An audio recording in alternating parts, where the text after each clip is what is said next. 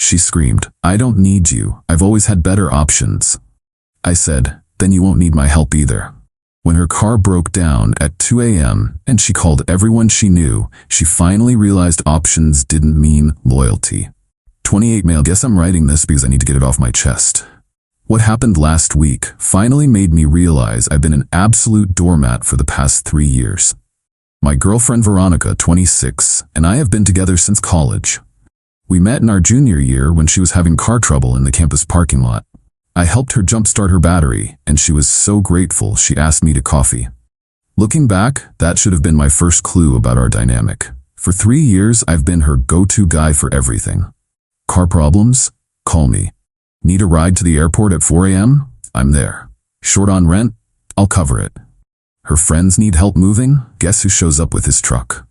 I never minded because I thought that's what you do in a relationship. You support each other. The thing is, it was never really mutual. When I needed help, Veronica always had something else going on. My grandmother's funeral? She had a girls' trip planned months ago. When I got food poisoning and asked her to bring me some soup, she was too tired from her yoga class. But I kept making excuses for her because I loved her. Things started changing about 6 months ago when she got her new job at this marketing firm. Suddenly, she was going to networking events every week, happy hours with coworkers, weekend retreats. Her Instagram became this highlight reel of fancy restaurants and rooftop bars with people I'd never met. When I brought up feeling left out, she'd say I was being insecure and that I should be happy she was advancing her career. 2 weeks ago, everything came to a head. I'd been planning this camping trip for months, just the two of us, like we used to do when we first started dating. The day before we were supposed to leave, she texts me that she can't go because her work friend Damien got tickets to some exclusive music festival. When I reminded her we'd had this planned forever, she said I was being controlling. That night, I did something I'm not proud of. I looked at her Instagram stories. There she was at this festival, hanging all over Damien and his friends. In one video, I could hear her laughing and saying, "Thank God I didn't go on that boring camping trip." When she came home the next day, I confronted her. Not about the Instagram, didn't want to admit I was checking, but about how I felt like she was taking me for granted. How I was always there for her, but she was never there for me. That's when she exploded. "You know what, Tyler? I'm so sick of you guilt-tripping me. Just because you choose to do things for me doesn't mean I owe you anything. I don't need you to fix my car or pay my bills. I've always had better options. Damien's been offering to help me with my car for months. My parents would cover my rent if I asked. I have plenty of people who would do anything for me. I'm with you because I choose to be, not because I need you." I just stood there, stunned. Then I said the words that changed everything. "Then you won't need my help either." She laughed. Actually laughed. "Fine by me. Maybe now you'll stop acting like you own me just because you do a few favors." So I left, packed a bag and went to stay with my buddy Jared. Blocked her on everything except regular texts in case of actual emergency. Changed my Netflix password, removed her card from my Amazon Prime, took her off my Spotify family plan. All the stuff she'd been using for years without contributing. The text started almost immediately. "Why isn't Netflix working? Did you change the Spotify password?" "This is so petty, Tyler." I didn't respond. She wanted to prove she didn't need me? Cool. Prove it. Update 1. Holy hell, you guys were right. The entitlement runs deeper than I thought. So after I posted, I stayed strong with the no contact thing. The texts kept coming though. First it was about the streaming services, then it escalated. "Tyler, this isn't funny anymore. I need the HBO login for my viewing party tonight." "Are you seriously this childish? Damien says you're being emotionally abusive by cutting me off like this." Yeah, Damien, the expert on relationships. The same dude who's been through 3 girlfriends this year. Then Thursday happened. I get a call from an unknown number at my lunch break. It's the pizza place near our apartment asking why my card was declined for Veronica's order. Turns out she'd been using my card info that she had memorized to order food delivery. I told them I didn't authorize the charge and to cancel the order. 20 minutes later, my phone blows up. Not texts, actual calls. I don't answer, but she leaves voicemails. She's screaming about how I humiliated her in front of her coworkers by canceling her lunch order. How everyone was counting on her to provide lunch for their meeting. How I'm sabotaging her career. That night, Jared and I are gaming when he shows me Veronica's Instagram story. She's at another fancy bar with her work crew, caption reading, "Surround yourself with people who add value to your life, leveling up, know your worth." But here's where it gets good. Friday afternoon, I get a text from her. "Can you please send me $200? I'll pay you back Monday, emergency." I didn't respond. "Tyler, please. I'm serious. I know you're reading these. This is important." Then she tried calling. I didn't pick up. She called Jared. He didn't pick up either. Saturday morning, 2:47 a.m., my phone rings. Unknown number again. This time I answer because what if it's actually an emergency? "Tyler?" Her voice is shaky. "I need you to come get me. My car broke down." "Where are you?" "On Highway 83 near exit 42. Please. I'm scared." Now that's a sketchy area at night, but I remembered her words. She's always had better options. "Call Damien," I said, "or any of those people who would do anything for you." I did. He's not answering. No one's answering. "Please, Tyler, I'm sorry about what I said, but..." "Then call your parents, or AAA, or an Uber." I can't. My credit card got declined and I don't have AAA and my parents. "Please, Tyler. There's no one else." There's no one else, because it's 3 a.m., Veronica. Those options you were talking about, they're only available when it's convenient for them. When you're fun, when you're at a festival or a bar, not when you actually need help. That's not... Please, I'm scared. There's a guy who keeps driving by slowly. For a second I almost caved. Then I remembered 3 years of being taken for granted. Call 911 if you're in danger. Call a tow truck. Hell, call a taxi and pay cash. But I'm not your option anymore, remember? "Tyler, please, I'll pay for gas. You'll pay? With what credit card? The one that got declined? Or were you planning to promise to pay me back Monday like the $200 you needed?" Silence. "Figure it out, Veronica. You're a strong, independent woman with plenty of options. Use them." I hung up. Update 2. The fallout has been intense. So after I hung up on Veronica at 2 a.m., I did text her the number for a reliable 24-hour tow service. I'm not a complete asshole. I didn't want her to actually get hurt. Just wanted her to figure her own shit out for once. According to the mutual friends who've been hitting me up, here's what happened. She called the tow service. They wanted $150 up front. Her credit card was maxed. Remember that emergency $200? And she only had $27 cash. She tried calling more people. Damien finally answered at 4 a.m. and said he was too drunk to drive. Her other work friends either didn't answer or made excuses. Her parents were asleep and have their phones on Do Not Disturb at night.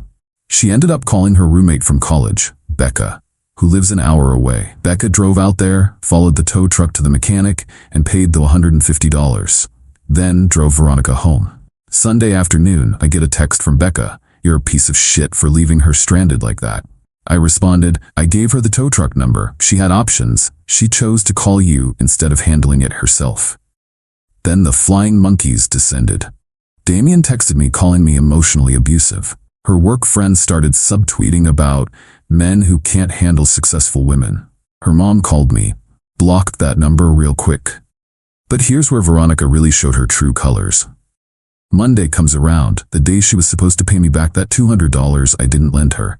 Instead, she posts on Facebook, yeah, she still uses Facebook, this long rant about financial abuse and how I trapped her by making her dependent on me and then cutting her off. Trapped her by letting her use my streaming services, by helping when she asked. The comments were wild. People who don't know the whole story offering her places to stay, saying she should sue me, calling me a narcissist. So I did something petty. I commented with screenshots, her texts asking for money, her voicemail transcripts screaming about the pizza, a photo of my credit card statements showing all the times I've covered her rent, groceries, gas over the past year, totaling about $8,400. Her text saying she has always had better options, just clearing up some confusion. I didn't trap anyone. I stopped being an option after being told I wasn't needed. That's not abuse. That's respecting someone's stated boundaries. Also still waiting on that $8,400 in loans to be repaid, but I'm sure one of your better options can help with that. She deleted the post within an hour, but screenshots live forever, and several of our mutual friends had already seen it. Then came Tuesday. I get a call from my landlord. Apparently, someone called pretending to be me and tried to break my lease early. Gave the rental office some sob story about needing to move suddenly for work. Luckily, my landlord knows me and called to verify. I explained the situation, and he said he'd require in-person verification for any changes to my lease. That night, I got food delivered that I didn't order. Then another order. Then another. Someone was using my name and address to order food from every place in town, paying cash on delivery. I had to turn away 6 different drivers and call each restaurant to blacklist my address without my personal verification. Wednesday morning today, I wake up to 73 missed calls. Not from Veronica, from random numbers. Turns out someone posted my number on Craigslist advertising a free purebred puppy, first come first serve, call anytime. This isn't heartbreak anymore, this is war. Final update. I know everyone's been waiting for this update. Shit got nuclear before it got better. After the Craigslist stunt, I was done playing defense. I called my lawyer buddy Drew. Yes, I have a lawyer buddy, went to high school together, and I helped him move 4 times during law school. See, Veronica? That's what real loyalty looks like. Drew said the fake lease-breaking attempt was attempted fraud. The food delivery harassment could be considered stalking. The Craigslist thing was definitely harassment. He helped me file a police report and send Veronica a cease and desist letter. But before that letter arrived, Veronica made her biggest mistake. See, during our relationship, I'd helped her with her resume and LinkedIn profile. Being in IT, I'd also set up her professional email and portfolio website. I paid for the hosting and domain registration. Everything was in my name. She just had the login credentials. Thursday night, she sent out a mass email to her entire professional network from that email address. The email was supposedly from me, confessing that I was a controlling, abusive partner who was trying to sabotage her career out of jealousy. It went to her boss, her coworkers, her clients, everyone. One problem: I get copies of all emails from that domain. I saw it in real time. I immediately logged in and sent a follow-up from the same address. The previous email was sent without authorization. This email account belongs to my name and has been compromised. Any misuse will be reported to the authorities. Please disregard the previous message. Then I changed all the passwords and locked her out. Her boss called me the next morning. He was not happy. Apparently, using company contacts for personal drama was a fireable offense. Plus, impersonating someone else to send defamatory emails? Yeah, that's actually illegal. By noon, Veronica was in full panic mode. The cease and desist had arrived. Her boss had suspended her pending investigation. And remember that car that broke down? The mechanic called. It needed $2,400 in repairs. Her parents, who she'd finally told about our breakup, were furious that she'd hidden it and lied about why she needed money. She showed up at Jared's apartment that evening, not to apologize, to scream at me for ruining her life. Jared filmed the whole thing on his phone, with my permission. You destroyed everything, my job, my reputation, everything. I didn't send that email, Veronica, you did. From your email system that you illegally accessed to impersonate me after I explicitly revoked your permission to use it. I wouldn't have had to if you hadn't been so petty. Petty? You committed fraud multiple times. You harassed me. You tried to break my lease, all because I stopped letting you use my Netflix password and wouldn't pick you up at 3 a.m. You left me stranded. With a phone, a tow truck number, and all those better options you bragged about. How'd those work out? She actually tried to slap me. Jared caught it on video. I stepped back and said, "We're done here. Please leave before I call the police." She screamed more threats, including a very specific one about making sure I never work in this town again. All on video. Drew sent that video along with all the evidence to her company's HR department and the police. By Monday, she was officially terminated for misuse of company resources and threatening behavior. The police issued a restraining order based on the harassment and threats. But here's the real kicker. Remember Damien? Her better option? Turns out he's been dating someone else this entire time. His girlfriend found out about all the late-night festival trips and cozy work drinks with Veronica. She was not pleased. Damien threw Veronica under the bus so fast, claiming she was obsessed with him and he was just being friendly. Last I heard, Veronica moved back in with her parents 2 hours away. Her car's still at the mechanic because she can't afford to fix it. Her professional reputation in our city is torched. All those options she had, ghost town. Meanwhile, I'm doing great. Got a promotion at work. Turns out my boss really appreciated how professionally I handled the email incident. Started dating this girl from my rock climbing gym. She actually shows up when we make plans and doesn't treat me like an ATM. Crazy concept, right? Oh, and those streaming services Veronica was so mad about losing? My new girlfriend suggested we split the cost 50-50 without me even asking, because that's what actual partners do. To everyone who said I dodged a bullet, nah, I dodged a whole ass missile. Looking back, I can't believe I put up with that shit for 3 years. But you live and learn.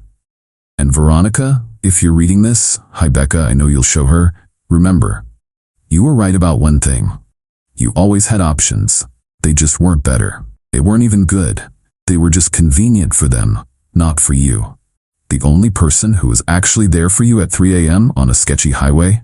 The roommate you hadn't talked to in months. But hey, at least you learned the difference between options and loyalty, even if it cost you everything else.